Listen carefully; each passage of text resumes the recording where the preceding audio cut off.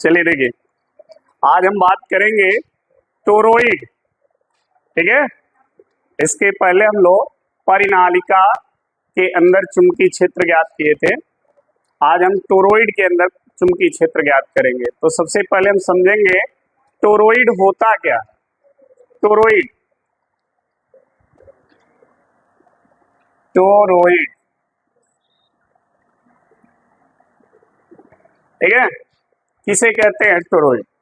देखिए, कल जो आप लोग परिनालिका के विषय में पढ़े थे, परिनालिका को ऐसे बनाया गया था, एक बेलनाकार धातु के कोर पर तार को ऐसे क्या किया गया था, लपेट दिया गया था। तो इसको आपने क्या कहा कि सर ये परिनालिका है।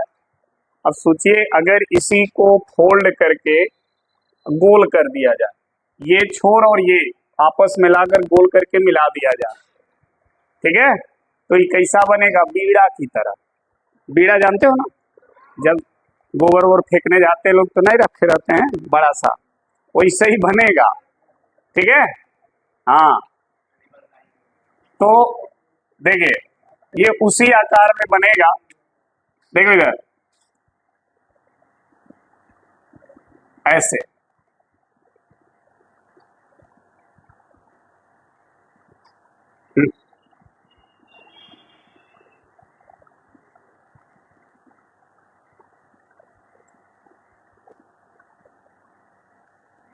ऐसे बनेगा। खोखला बेलन है ये।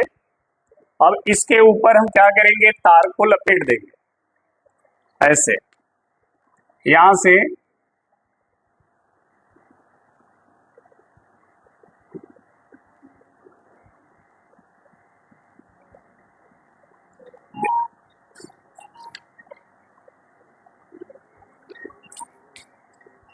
देख लो बाबू, ऐसे इसके ऊपर तार लपेट दिया जाएगा।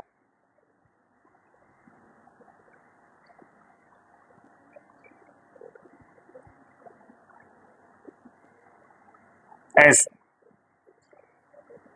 ठीक है, इसी को बोलते हैं हम टोरॉइड।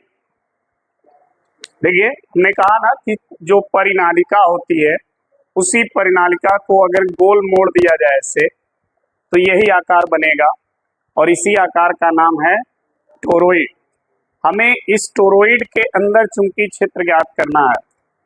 जैसे परिनालिका के अंदर चुंबकीय क्षेत्र आपने निकाला था, ठीक उसी तरह से टोरॉइड के अंदर, क्योंकि परिनालिका के बाहर चुंबकीय क्षेत्र क्या था, 0।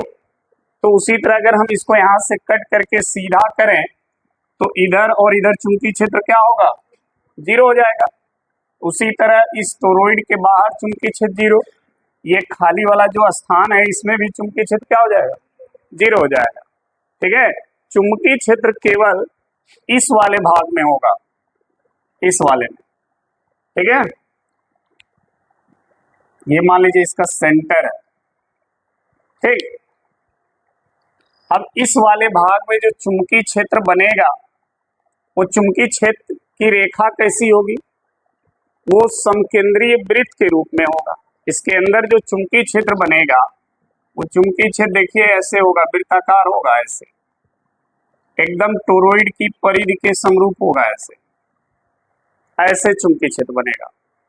ठीक है, अब कहेंगे सर कैसे ऐसे बनेगा, तार तो ऐसे लपेटा हुआ है, तो चुंबकीय क्षेत्र ऐसे कैसे बनेगा? तो एक चीज आपको हम बता दें, जब आप परिनालिका पढ़े थे तो परिनालिका के बाहर और चुंबकीय क्षेत्र क्या था, और परिनालिका के अंदर चुंबकीय क्षेत्र उसके अक्ष के समरूप था, ऐसे ऐसे था ना।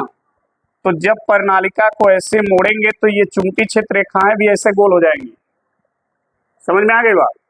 दूसरा देखिए मेथड इसका, अगर इसमें धारा बह रही है ऐसे तार के अंदर, तो आप फिंगर को, दाएं हाथ के फिंगर को धारा के दिशा में मोड़ लीजिए, तो है जो अंगूठा है वो इसके अंदर चुंबकीय क्षेत्र की दिशा क्या बताएगा, इधर। हर पॉइंट पे चुंबकीय क्षेत्र की दिशा ऐसे होगी तो ये क्या बनेगा, वृत्त बन जाएगा। ठीक है, तो टोरॉइड के अंदर जो चुंबकीय क्षेत्र होता है, वो चुंबकीय क्षेत्र टोरॉइड की परिधि के समरूप समकेंद्रीय वृत्त की तरह होता है। ठीक है, इसलिए हम जब भी इसके अंदर चुंबकीय क्षेत्र ज्ञात करेंगे तो केंद्र से एक दूरी मान लेंगे। मान लिया वो दूरी क्या है, r। ठीक है, और इस पॉइंट पर जहां आप चुंबकीय क्षेत्र निकालोगे, इस पॉइंट पर चुंबकीय क्षेत्र की दिशा क्या होगी, ये यही होगी ना। अगर आप इस नियम को दाएं हाथ के अंगूठे का नियम लगाओगे, ऐसे करोगे, तो चुंबकीय क्षेत्र की दिशा क्या हो गई, अंगूठे की दिशा में हो गई, और मुड़ी हुई अंगुलियां किधर हो गई, धारा के दिशा में हो गई। ठीक है, ये बता रही है धारा ऐसे बह रहा है। क्लियर। अब देखिए इस पॉइंट का, इस जो पॉइंट P है, इस वृत्त का एक छोटा सा भाग ले लें जिसकी लंबाई dl, तो इसकी भी दिशा वही होगी जो चुंबकीय क्षेत्र की दिशा होगी। ठीक है, जिस वृत्त पर ये पॉइंट P है, उस वृत्त का पॉइंट P के पास एक छोटा सा भाग लेंगे जिसकी लंबाई कितनी है, dl है। ठीक है, और उस dl की भी दिशा चुंबकीय क्षेत्र के दिशा में होगी, इसलिए यहाँ पर जो कोण बनेगा चुंबकीय क्षेत्र की दिशा और dl के दिशा के बीच, वो क्या बनेगा, 0, क्योंकि दोनों समान दिशा में होंगे तो थीटा क्या बन जाएगा, 0 बन जाएगा। ठीक है, फिर हम यहाँ पर एम्पियर का परिपथीय नियम लागू करेंगे और परिपथीय नियम लागू करके हम इस टोरॉइड के अंदर चुंबकीय क्षेत्र ज्ञात करेंगे। क्लियर।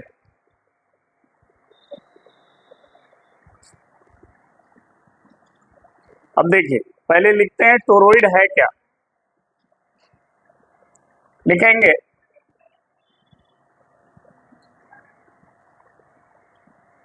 टोरॉइड एक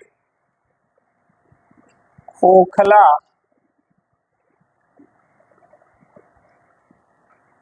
वृत्ताकार वलय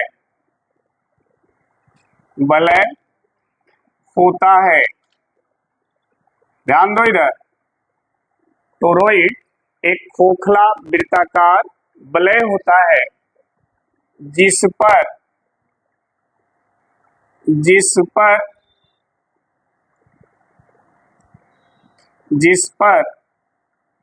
अधिक संख्या में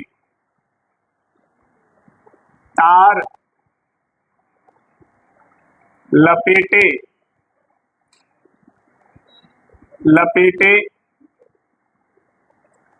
गए होते हैं।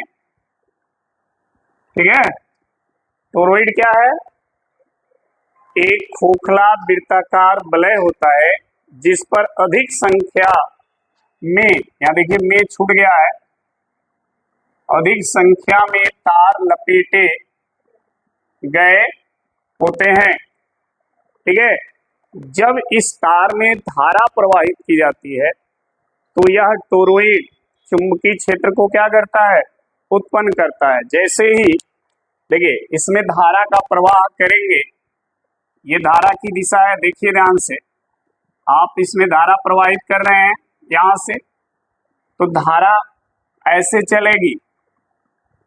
देखिए सामने वाला जो फेस दिख रहा है तार का, उसमें धारा की दिशा ऐसे है, लेकिन जो इसके पीछे वाला फेस है उसमें धारा नीचे की तरफ है। ये धारा ऐसे चल रही है।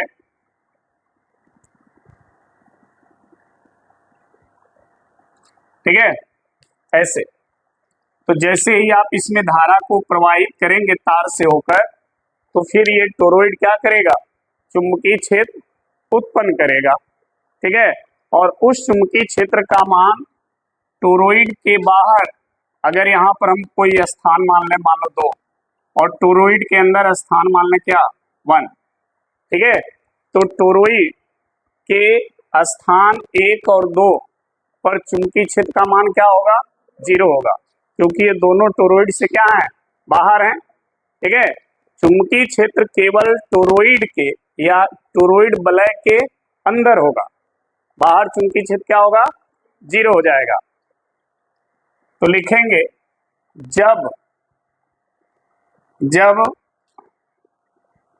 तार में धारा धारा प्रवाहित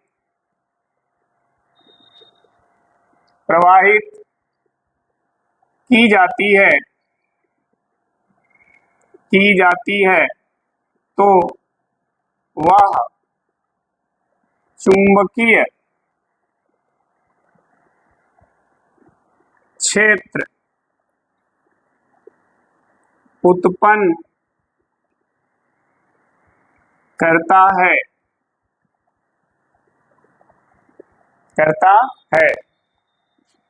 टोरॉइड के बाहर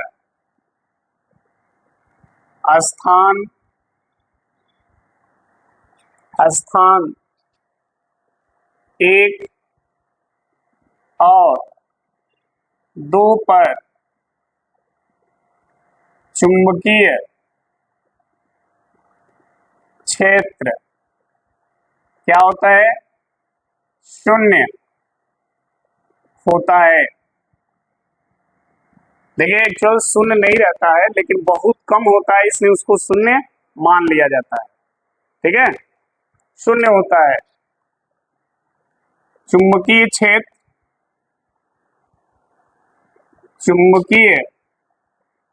क्षेत्र रेखाएं या चुंबकीय क्षेत्र केवल टोरॉइड के अंदर समकेंद्रीय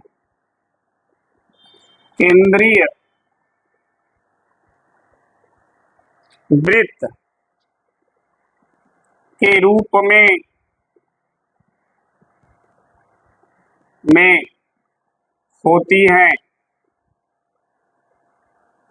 ठीक है, जो चुंबकीय क्षेत्र होता है टोरॉइड के कारण, वो टोरॉइड के बाहर स्थान 2 और स्थान 1 पर क्या होता है?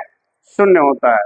ठीक है, चुंबकीय क्षेत्र केवल टोरॉइड के अंदर, ठीक है, समकेंद्रीय वृत्त के रूप में होता है।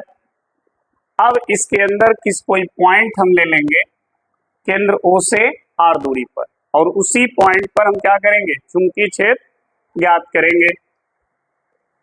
रूप में होती है, मान लेते हैं, माना टोरॉइड के केंद्र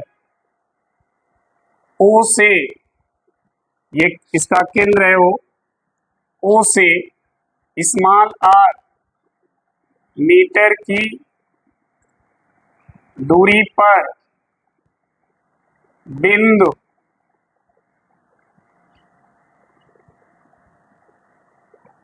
पर r मीटर की दूरी पर टोरॉइड के अंदर एक बिंदु P है, जहां चुंबकीय क्षेत्र ज्ञात करना है। ठीक है, मान लिया टोरॉइड के केंद्र O से R मीटर की दूरी पर टोरॉइड के अंदर एक बिंदु क्या है? P है, जहां पर चुंबकीय क्षेत्र ज्ञात करना है। ठीक है, अब यहाँ पर चुंबकीय क्षेत्र ज्ञात करने के लिए हम क्या करेंगे? इस स्मॉल r त्रिज्या का एक वृत्त की कल्पना कर लेंगे। ठीक है, लिखेंगे टोरॉइड के अंदर r त्रिज्या के वृत्त की कल्पना करते हैं। ठीक है, जब वृत्त बनाएंगे तो बिंदु P कहाँ होगा? उस वृत्त पर होगा, ठीक है। और उस पर चुंबकीय क्षेत्र की दिशा और डीएल की दिशा क्या होगी, समान होगी, ठीक है। तो टोरॉइड के अंदर आर त्रिज्या के वृत्त की हम क्या करेंगे, कल्पना करेंगे, जिस पर बिंदु P क्या है, स्थित है, ठीक है। अब देखिए, एम्पियर के परिपथीय परिपथीय नियम से, एम्पियर के परिपथीय नियम से बिंदु P पर चुंबकीय क्या क्षेत्र, बिंदु P पर चुंबकीय क्षेत्र, ठीक है। तो देखिए फॉर्मूला क्या होता है, vector B dot dl equal to into I, हमने इसको आई डैश मान लिया, ठीक है। हमने मान लिया कि जो ये वृत्त है जो डॉट डॉट वाला दिख रहा है आपको, ठीक है, इसके ऊपर से आई डैश करंट जा रही है, ठीक है। अब देखिए ध्यान से, अगर इस टोरॉइड में एकांक लंबाई में फेरों की संख्या कितनी हो, स्मॉल n हो, लिखेंगे यदि टोरॉइड के एकांक लंबाई में फेरों की संख्या कितनी हो, स्मॉल n हो, और प्रति फेरों या प्रति फेरे में प्रवाहित धारा कितनी हो, आई एम्पियर हो, आई एम्पियर हो। तो ध्यान देना, अगर हम ये मान लें कि टोरॉइड के एकांक लंबाई में जो नंबर ऑफ टर्न है, फेरों की जो संख्या है वो कितनी है, n है, और हर फेरे में धारा जो बह रही है वो कितनी बह रही है, आई हो रही है, ठीक है। तो बताइए ये जो डॉटेड वाला वृत्त दिख रहा है, इसके ऊपर से कितनी धारा प्रवाहित होगी, जितनी धारा उसके ऊपर से प्रवाहित होगी वही धारा चुंबकीय क्षेत्र उत्पन्न करेगी P पर, ठीक है ना। तो ध्यान रखिएगा, एकांक लंबाई में फेरों की संख्या कितनी है, n है। तो ये जो वृत्त है डॉटेड वाला, इसकी लंबाई कितनी होगी, जितनी इसकी परिधि होगी। वृत्त की लंबाई वृत्त की परिधि ही होती है, ठीक है। अगर यहां से इसको कट करके वृत्त को सीधा करेंगे, ठीक है, तो क्या निकलेगा, वृत्त की लंबाई, और उसको अगर वृत्त बना देंगे तो उसी को क्या कहेंगे, परिधि। तो वृत्त की लंबाई वृत्त की परिधि होती है। तो एकांक लंबाई में अगर n फेरे हैं तो वृत्त की लंबाई यानी 2 पाई r, इस पर फेरों की संख्या कितनी होगी, एक लंबाई पर n फेरे, तो इतनी लंबाई पर n से उसमें क्या करेंगे, गुणा कर देंगे, यानी इतनी लंबाई पर फेरे हो जाएगा 2 पाई r n। समझ में आ गई बात। अब ध्यान देना, एक फेरे में जो धारा बह रही है वो कितनी बह रही है, आई एम्पियर। तो इतने फेरे हैं तो इतने में धारा कितनी बहेगी, तो आई से गुणा कर देंगे, तो इस वृत्त के ऊपर से बहने वाली धारा इतना हो जाएगा। और यही धारा किसकी मान है, आई डैश का, किसका मान है, आई डैश का। यहां लिखेंगे तो आर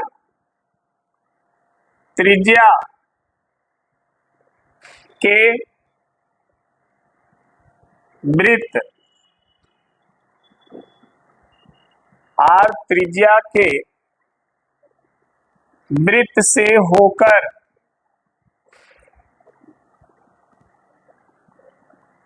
प्रवाहित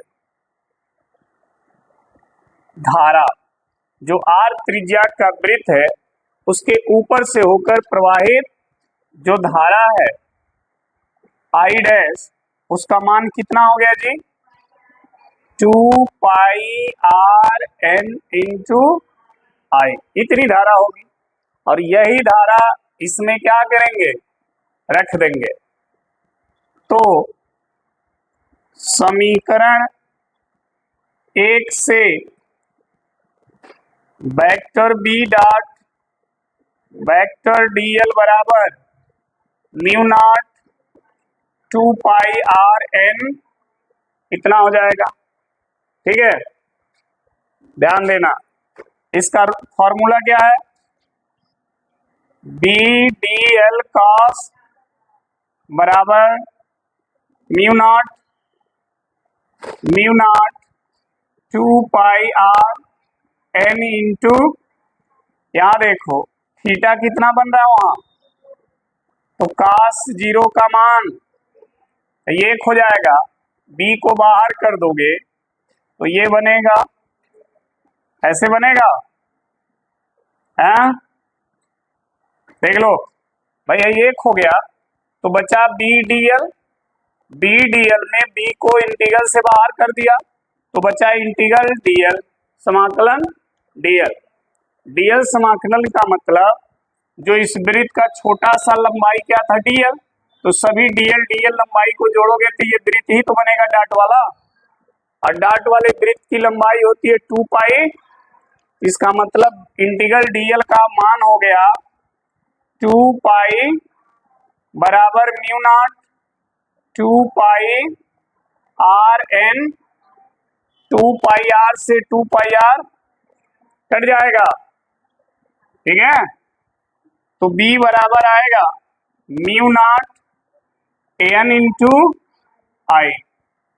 ठीक है जी, तो ये हो गया टोरॉइड के अंदर चुंबकीय क्षेत्र का मान।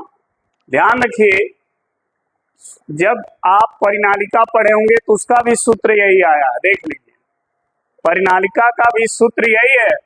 परिनालिका के अंदर चुंबकीय क्षेत्र और टोरॉइड के अंदर भी देखिए चुंबकीय क्षेत्र यही है। इसीलिए हमने कहा कि देखिए टोरॉइड को ही मोड़कर परिनालिका बनाई जाती है। ठीक है, तो अगर प्रश्न आता है टोरॉइड के अंदर चुंबकीय क्षेत्र बताइए या टोरॉइड के अंदर चुंबकीय क्षेत्र ज्ञात कीजिए, तो आप इस तरह से करेंगे उसको। लेकिन अगर पूछता है परिनालिका के अंदर चुंबकीय क्षेत्र ज्ञात कीजिए, तो कल जो हमने बताया था उस तरह से आप उसको सॉल्व करेंगे। दोनों का मान एक ही आएगा, लेकिन सॉल्व करने के मेथड क्या होंगे? बदल जाएंगे। टोरॉइड के लिए आपको ऐसे हल करना होगा, परिनालिका के लिए कल जो हमने बताया था उस तरह आप सॉल्व करेंगे। क्लियर? तो नोट कर लें इसको।